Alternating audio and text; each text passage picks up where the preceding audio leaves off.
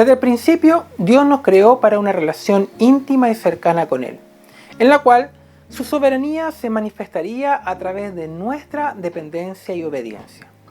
Este vínculo especial incluía un propósito claro: que fuéramos mayordomos de su creación, ejerciendo autoridad, pero en su nombre. Génesis nos revela que Dios, siendo absolutamente soberano, delegó esta autoridad a la humanidad, colocando a Adán y a Eva como administradores de todo lo creado. Sin embargo, esta posición de privilegio y responsabilidad se perdió cuando Adán cedió ante la tentación y el pecado, entregando esta autoridad a quien hoy conocemos como el príncipe de este mundo, como lo declara la Biblia en Juan 12:31. El pecado no solo separó al hombre de Dios, sino que también fracturó su propósito y posición. El enemigo tomó el lugar de dominio que originalmente le correspondía a la humanidad y con ello trajo caos, desorden, corrupción y destrucción a la creación. Sin embargo, el plan de Dios nunca cambió. A pesar de la caída, su propósito eterno seguía siendo restaurar a la humanidad, devolviéndole su identidad, autoridad y posición como administradores de su reino. Por eso, es en la cruz donde encontramos el punto de restauración. Jesús, en completa obediencia al Padre, venció al pecado, la muerte y al enemigo.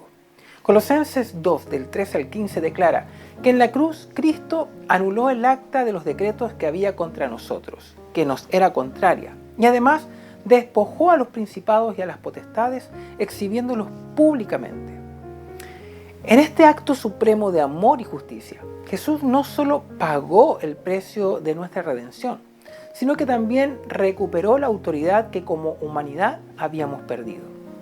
A través de su sacrificio, Cristo nos devolvió el lugar que habíamos cedido y con ello nos llamó a vivir como hijos de Dios y administradores de su gracia abundante.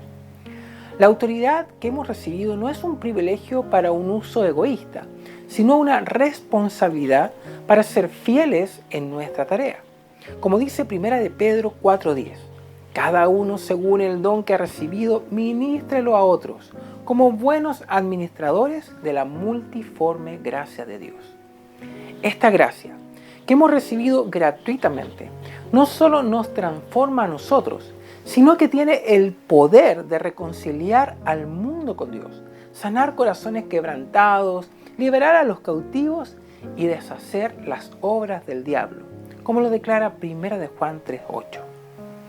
El Evangelio entonces no es simplemente un mensaje motivacional o un conjunto de principios morales y éticos. Es el poder de Dios para salvación, como lo declara Romanos 1:16. Es la proclamación de un reino eterno que irrumpe en el presente para transformar vidas, familias y comunidades. Como portadores de este mensaje somos llamados a caminar en la autoridad restaurada que nos ha sido otorgada, para que podamos ejercer con valentía el mandato de proclamar libertad, sanar a los enfermos y hacer retroceder las tinieblas. Sin embargo, vivir en esta autoridad requiere que reconozcamos nuestra dependencia total y permanente de Dios. No podemos caminar en victoria si estamos desconectados y alejados del Señor. Y si nuestra vida no refleja una búsqueda constante de su presencia y una rendición completa a su voluntad y su palabra. La autoridad espiritual no es automática, es el fruto de una relación íntima y genuina con aquel que nos la ha delegado. La restauración de nuestra autoridad espiritual nos llama a una vida de fe activa y en obediencia. Como dice Lucas 10:19, Jesús nos ha dado potestad de hollar serpientes y escorpiones y sobre toda fuerza del enemigo, con la seguridad de que nada nos dañará. Esta promesa nos desafía a dejar de vivir en temor y pasividad y a tomar nuestro lugar como hijos de Dios, ejerciendo con valentía la autoridad que Él nos ha confiado. En este proceso de restauración, debemos recordar que el Evangelio no se trata solo de palabras, sino de poder. Es el poder para transformar corazones, para renovar mentes, para liberar al cautivo y para traer el cielo a la tierra. Cristo no murió simplemente para que pudiéramos ser salvos, sino para que también pudiéramos participar en su obra redentora. extendiendo su reino en cada esfera de nuestra vida. La vida del creyente es una batalla constante. No luchamos con armas físicas, sino con armas espirituales, en un conflicto que tiene como objetivo nuestra autoridad delegada por Dios. Esta autoridad no es un poder cualquiera, es la capacidad de actuar en el nombre del Señor, alineados con su voluntad. Sin embargo, el enemigo no puede obtener esta autoridad directamente de Dios, ya que el Señor jamás le entregaría a las tinieblas. Satanás solo puede tomarla si nosotros, por descuido, desobediencia, rebeldía o incredulidad, se la cedemos. Cuando rechazamos el valor de la autoridad que Dios nos ha confiado, la dejamos abandonada y a disposición del enemigo. Esto ocurre cada vez que cedemos ante la tentación, permitimos que el pecado domine nuestras decisiones o descuidamos nuestra relación con Dios. En momentos de pecado, murmuración, quejas o desobediencia, debilitamos nuestra posición espiritual y entregamos terreno al adversario. Efesios 4:27 nos advierte: no deis lugar al diablo. Cuando menospreciamos los principios del Señor, ya sea en nuestra integridad, en nuestra relación con nuestro cónyuge, en la crianza de nuestros hijos o en nuestra intimidad con Dios, estamos abriendo puertas al enemigo. Esto no solo afecta nuestra vida personal, sino también el avance del reino de Dios a través de nosotros. Por eso, a pesar de nuestras fallas, Dios siempre nos ofrece un camino de regreso. La restauración de nuestra autoridad espiritual comienza con la confesión y el arrepentimiento genuino. Primera de Juan 1:9 nos da esta promesa: que si confesamos nuestros pecados, Él es fiel y justo para perdonar nuestros pecados y limpiarnos de toda maldad.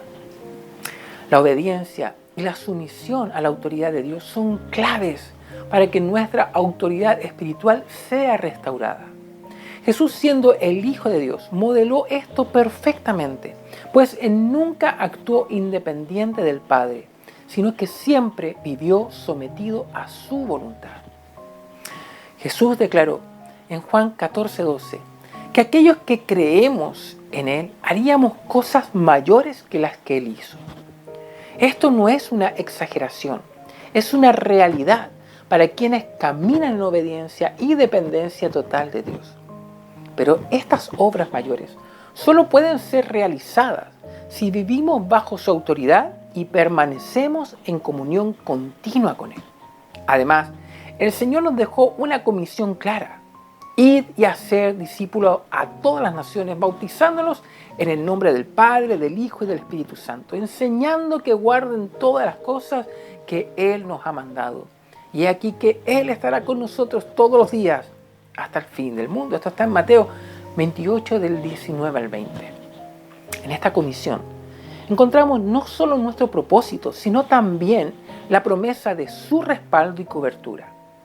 Pero para que entonces podamos cumplirla eficazmente, es necesario que nuestra autoridad espiritual sea hoy restaurada.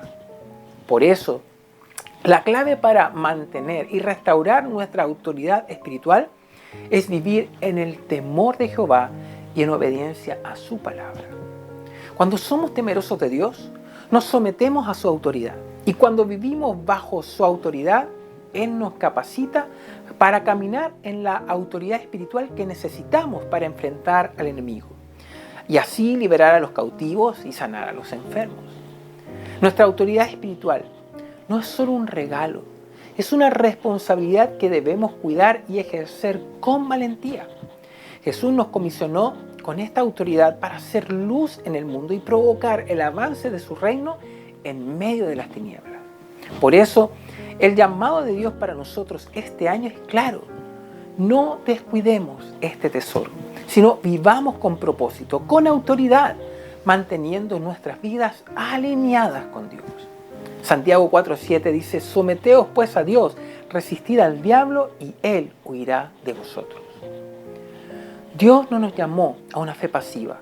A través de Cristo nos ha delegado autoridad, no solo para vivir como espectadores, sino para ser partícipes en su reino. Jesús afirmó que con fe y en su nombre podemos mover montañas, derribar obstáculos y deshacer las obras del enemigo. 2 Corintios 10, del 4 al 6, dice: porque las armas de nuestra milicia no son carnales, sino poderosas en Dios para la destrucción de fortalezas, derribando argumentos y toda altivez que se levanta contra el conocimiento de Dios y llevando cautivo todo pensamiento a la obediencia a Cristo.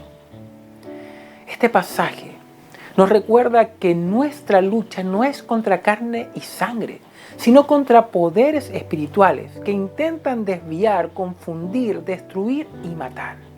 Pero al mismo tiempo, que la autoridad que hemos recibido es la autoridad de Cristo en nosotros, respaldada por su Espíritu, su poder y su nombre. Por eso, cuando hombres y mujeres de fe ejercen la autoridad espiritual delegada por Dios, se produce un impacto visible. En un hogar donde hay autoridad espiritual, la oscuridad no tiene lugar. En una iglesia donde los creyentes caminan en obediencia y fe, el enemigo no puede prevalecer. Y en una ciudad donde los hijos de Dios oran y declaran su verdad, las tinieblas retroceden y hay salvación. Cuando caminamos en autoridad espiritual no estamos solos. La presencia de Dios nos acompaña. Su favor abre puertas que nadie puede cerrar. Su gracia nos capacita para enfrentar desafíos. Su justicia nos da seguridad y su poder nos equipa para hacer milagros. En Éxodo 33:14, Dios le dijo a Moisés: mi presencia irá contigo. Este respaldo divino es la clave para ejercer la autoridad espiritual. No es por mérito humano, sino a través de nuestra comunión con Dios, por medio de una vida en obediencia y sumisión a su voluntad.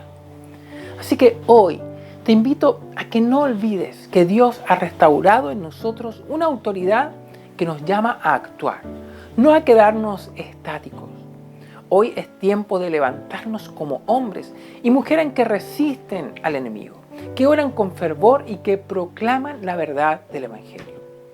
Nuestras familias, nuestras iglesias y ciudades necesitan la manifestación de la gloria de Dios. Y esto solo será posible si tomamos como hombres y mujeres de fe la decisión intencional de caminar diariamente con temor a Él y sometidos a su autoridad. Por eso es importante que examinemos hoy nuestro corazón y reflexionemos.